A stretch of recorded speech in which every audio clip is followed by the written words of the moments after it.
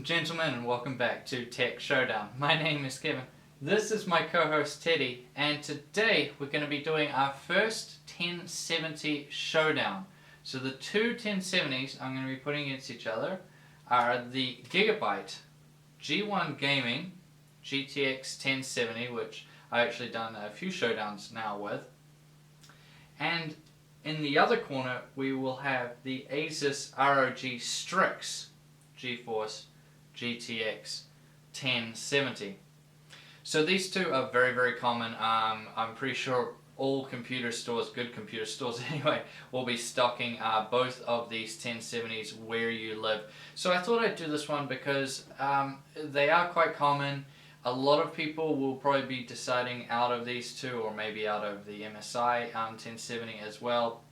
And I just thought it might really help out you guys out there who are looking for a 1070 to buy but don't know exactly which model you want. So let's first start out with the GPUs in them. So if you don't know what GPU comes in a 1070, it's the 16nm FinFET GP104 Pascal GPU with 1920 CUDA cores. Now clock speeds wise, so there was a little bit of a difference in clock speeds, but they're actually very close. So this G1 Gaming from Gigabyte went up to 2025 MHz, and the Strix 1070 went up to 2050 MHz. So only 25 MHz higher on the GPU for the Strix over the G1 Gaming. TDP wise, they're both coming with a 150 watt TDP and both coming with a single 8-pin connector. Now memory wise, they're both coming with 8 GB of GDDR5 memory on a 256-bit bus, and that's at 8000 MHz. So all pretty standard there, obviously very, very similar in that respect. However, where they differ is definitely in the coolers, so we'll jump straight into that then with the Strix cooler. So this is running the direct CU3 cooler with their patented wing blade fans. They're really nice there. Both of them are actually running their own unique fan blade designs.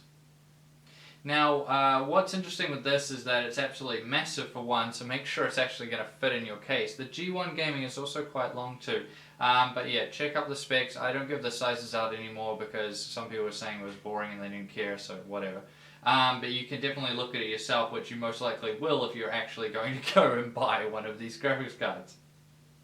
Now, down the very end of the Strix card, you'll find two 4-pin headers down there, and that's to control your system fans if you really want to set them up so they're in sync with your GPU temperatures. Something maybe enthusiasts will do. I doubt the average user is ever going to use it, but whatever, it's there if you want to.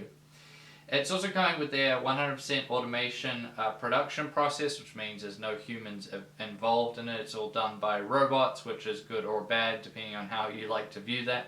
But they're saying it's a good thing in terms of the card's reliability and less likely to get a DOA card. Now it's coming with their Super Alloy Power 2 components, basically upgraded components. I went over this in more detail in the overview, but it's basically just upgraded components, make the card a little bit quieter in terms of coil whine, a little bit more reliable, and should overclock a little bit better. Now lighting wise, it's coming with their Aura lighting on the front, the back, and the side. It looks really nice. I left it on the red because it goes with my system, but also because I think it looked really good. But it is RGB, so you can make it whatever color you desire. Now let's move over to the G1 Gaming then. So this is coming with the Windforce cooler, which has been around since like the French Revolution. It's been around a really, really long time. It's coming with their direct heat pipe touch technology, which is the same as what the Strix is coming with as well. So heat pipes directly touch the GPU on it, and the Gigabyte is also coming with their composite heat pipes. Now Gigabyte has a GPU gauntlet sorting, which they've been doing for a while now, and that basically is, well, this is what they say, is that they will pick you a better sort of overclocking GPU. You'll get a better chance to win the silicon lottery with Gigabyte, basically, but that is what they say. Now it's also coming with upgraded components with Gigabyte's ultra durable VGA with 6+2 power phases. Again, they've just added a bit more reliability there and allow you to overclock a little bit better. And the G1 Gaming is also coming with some RGB lighting, but not on the front or the back, just on the side there on that Gigabyte logo there. So definitely the Strix wins in terms of having lighting, and both of them have their fan stop technology where the fans won't be running unless the GPU hits a certain temperature. Now with all of that out of the way, let's jump into the benchmarks. Now I'm not going to run through all of them because I'm trying to make my videos a little bit shorter as they tend to go on quite long. But and also the fact that these cards are almost exactly the same, so there's going to be very little difference there. But I like to just show you guys a few benchmarks anyway, so let's jump in and see how the cards do.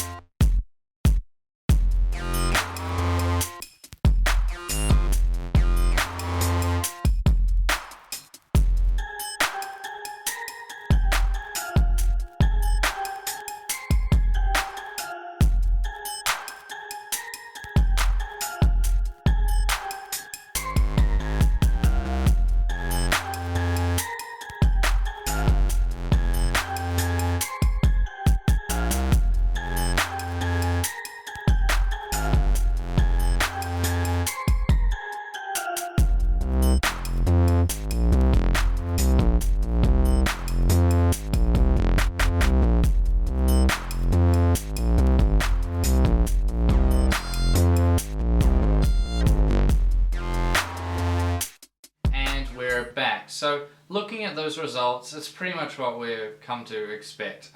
They're pretty much exactly the same. Now the Strix does win slightly in some of the benchmarks, but you're never going to notice it. It's within the margin of error, so for the sake of it, we'll say it's a tie, and there's really no point in me showing you the benchmarks other than you guys being able to see what these cards can actually do at the different resolutions, and then you guys can decide if they're really applicable for your application.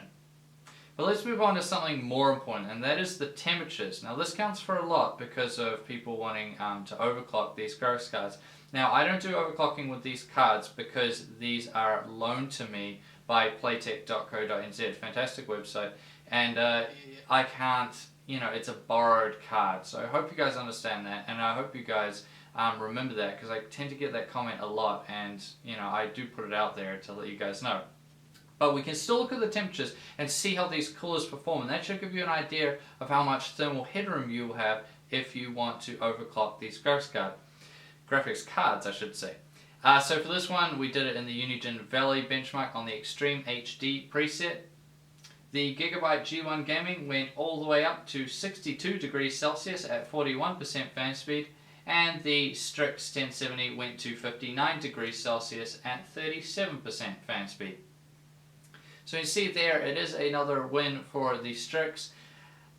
This is to be expected just given the size difference between these two graphics cards. The Strix has a much bigger heatsink on it, so I was expecting that. However, I actually didn't think it was that close. The G1 Gaming does a lot better than I think a lot of people give it credit for. So yeah, a win there for the Strix, and it was at lower fan speed also, so you have to take that into consideration. But both these cards, that's just fantastic. 59 degrees Celsius and 62 degrees Celsius is really good in terms of temperatures. These are never going to thermal throttle. You'll be able to overclock them to the moon and back, and you shouldn't have any problem at all with thermals on either of these graphics cards. But what about noise? Because temperatures, that's good and well, but are these cards loud at all? Well, if you notice those fan speeds we just talked about, yeah, they're extremely silent, very low fan noise, very low fan speeds. If you're going to be running either of these cards, they're going to be almost completely silent unless you're living in a country with a very hot climate, and then maybe they'll creep up a little bit. But honestly, I've been using both these cards and they're just absolutely quiet. You're never really going to hear them at all. But as always, I'm going to let you guys judge for yourself, although you may need to turn your volume up really, really high to actually hear any difference between them. But again, this was done during the Unigine Valley benchmark on the Extreme HD preset. First we'll do the G1 Gaming, and then we'll follow it up with the Strix.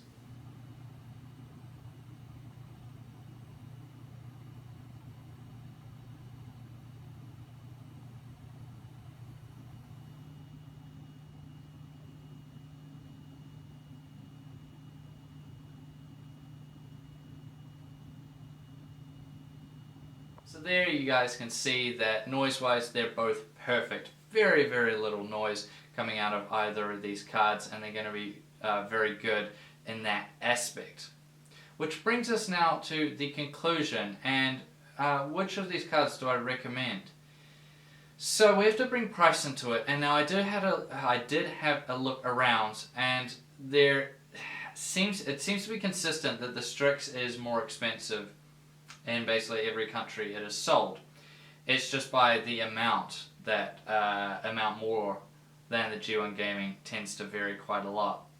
Here in New Zealand it's about $100 more expensive, but in certain countries it's a lot less. It's actually on special right now at playtech.co.nz, so it's actually a little bit less than that. But I'm going to basically put this from the point of view of if you manage to find both of these cards and they're the exact same price, which one would I recommend then? Well, I just have to say the Strix. If they're the same price, I would say the Strix, because it's just slightly better in pretty much every respect, and it's got, you know, the better lighting and a few extra features over the G1 Gaming. So if they are exactly the same price, then go for the Strix. However, in a lot of cases they will not be the same price. In which case, unless you're someone that really, really wants the extra features of the Strix, I don't see really any point in getting the Strix over the G1 Gaming. Even if it's only like $40 more expensive, I would just say save your money and go with the G1 Gaming, unless you really, really want that lighting. Then it's probably not worth it. But if you're someone that doesn't really care about the features, you're just wanting the card itself, you're just wanting something with good cooling there, then I would say go for the G1 Gaming. And that's how I would round it out.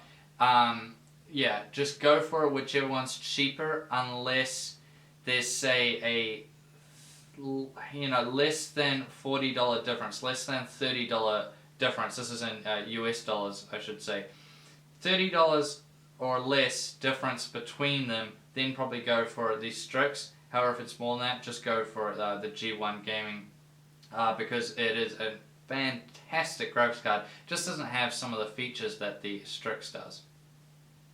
Now, I thank you all for watching this video. Please subscribe to Tech Showdown if you haven't already, because it really helps me out. And we're starting to get up now in the subscribers, so that's really good.